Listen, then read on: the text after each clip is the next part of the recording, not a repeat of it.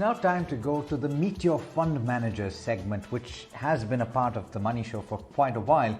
It gives you an opportunity to listen to the people that manage your money, to understand how they think, to get insight into their philosophy as far as investing is concerned.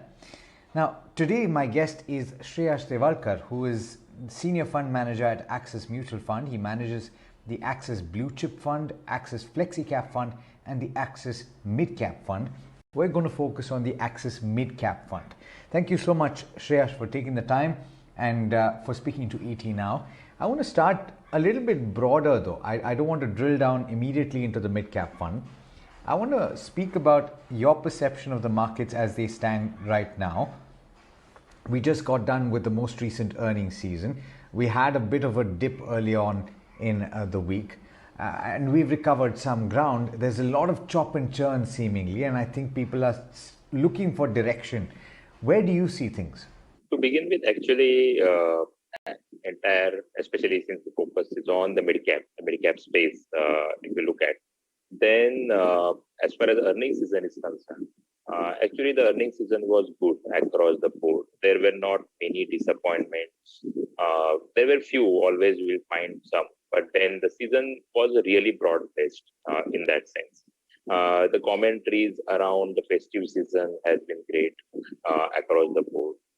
So as far as earnings are concerned, as of now, at least as of last quarter, we have not seen much of a concern. Mostly in the mid-cap space, especially, what we have seen is twofold surprises in over last 1 year.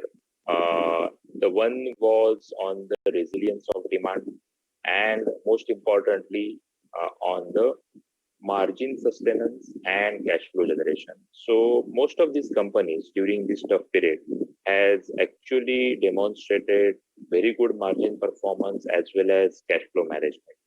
And these three things, actually, there were surprises over last few quarters.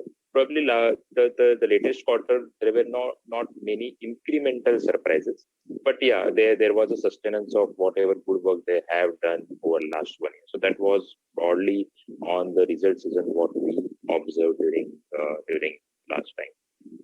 Now coming to the various sectors of midcap, actually, what happens is in midcap there are multiple segments, and when we normally talk about the outlook, apart from obviously the fundamentals and earning growth, one can't go ahead without obviously at current juncture, especially the valuations part of it. So most of the companies, if you look at, we talk about FY23, FY24 valuations, and that's where the valuations as an absolute number is really high.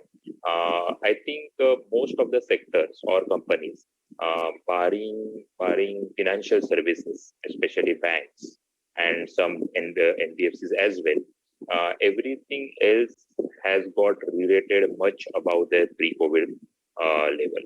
While the bank and NBFC has not got that much re-rated above, some of them actually got re-rated, and only few of them got re-rated about pre-COVID level.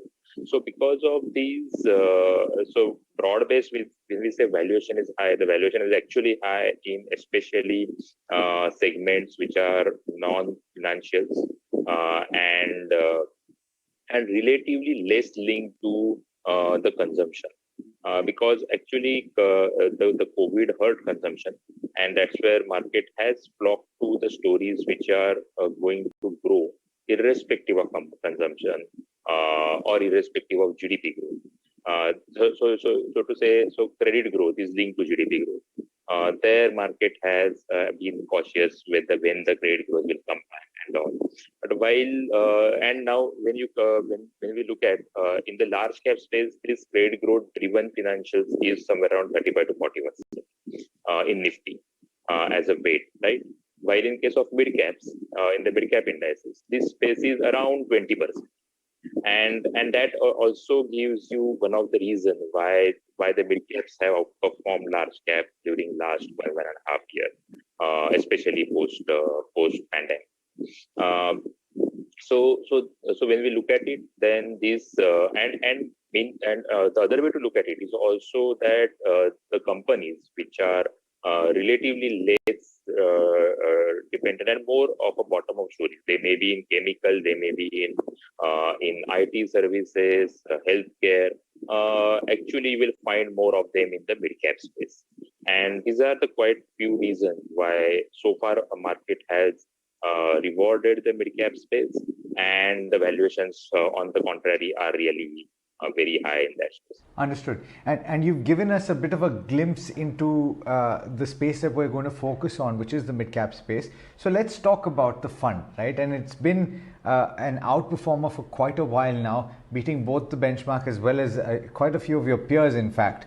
Shreyas, could you take our viewers through the philosophy that you follow, and then we'll drill down into the sector exposure. But first, the philosophy that you follow in the selection of your portfolio. As far as Axis's philosophy is concerned, it remains same across the market cap, whether it is a large cap fund, mid cap fund, small cap fund. It is broadly same, and the focus is on growth and quality. Normally, growth and quality is always expensive, but so be it. The growth is of utmost importance, and when we say growth, the growth should be higher than the risk, whatever alternative you are choosing. So if we are handling a mid cap fund, then on a risk reward basis, whether any company is growing faster than the large cap, if it is, then one should choose it. If it is not, then probably you can choose large cap also in that case. The case in point here I would put is really the financial services as a sector. So whether mid cap and small cap financial services are growing faster than the large caps, the answer is not emphatic yes. There are not many segments are doing well. So in that case, it is one need to really think about it. Yes, whether you should choose what here, whether large cap or mid cap, because on the risk reward basis, always you need to look at all these things. Now, that's how the growth is important, and especially that's why I gave you a flavor of the mid cap. When you especially see growth, you have to look at it on a risk reward basis as well. And when it comes to quality, the quality as we define, so quality always have a qualitative parameters and quantitative parameters. Qualitative parameters we always discuss in terms of mode, value addition, competitive advantage, etc., etc. But all these parameters should get reflected into the quantitative parameters, and the quantitative parameters are ROE, return on equity, free cash flow generation, low debt, and we are very much focused on it. And why these are important, and in the stock selection, how it matters is optically one company's free cash flow to PAT maybe 100%, and in other companies free cash flow to PAT maybe 50%. And optically both of them may be trading at same P, price to equity multiple, but the company whose free cash flow to PAT is 100 is actually cheaper when you look at it in that sense. So that's why we look into this in detail, because that is real quality. So quality is also in the quality of earning, and one need to use our judgment wherever the capex requirement is higher, so free cash flow may be lower in that case, like a retail industry. But you have to adjust all these things for your judgments on those counts. But these are the broader things which we look at stock selection across the board. You know, that makes things very clear. And you spoke about financial services in terms of the weightage it has in mid cap, and you spoke about, of course, compared it with how it is in the large cap. But I want to speak about your sector allocation as well, because I see that in your fund, for the mid cap fund, you have approximately 20% allocation towards the financial services space. Technology is about 16.5%. Consumer cyclicals around 19%. So if you were to actually talk about it, in the primary sectors that you've chosen, there is no one clear winner. Is that incidental to the stocks that you've selected, or is it tactical? It is incidental to stock we select. Normally what happens is there are some sectors. So you take example of IT services, and for that matter even financial as well. Generally in over many cycles the sector behave homogeneously, means all the companies, or probably 70-80% of companies, do well simultaneously. And the net outcome is the higher exposure to sector. While there may be, and cement is also a classic example of that. While there may be some sectors, like take a case of pharmaceutical. Pharmaceutical, that is not a case. That sector, most of the companies simultaneously doing well, only few period of time, probably in last decade, that would have happened. So in those sectors, it may appear that it is more stock specific and not a sector call. But these are the outcomes of what the underlying observation is. Some of the sectors do well for whatever reason simultaneously, while some of the sectors don't do well simultaneously. All the companies in that sector. Understood. Now, this is just to close things out.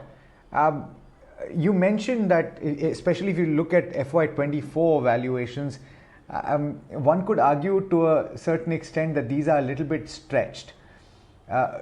What would you say in terms of how investors should set their expectations, considering that we're just coming out of what has been a crisis period and things are perhaps going to take just a little bit longer to normalize in some particular sectors more than others?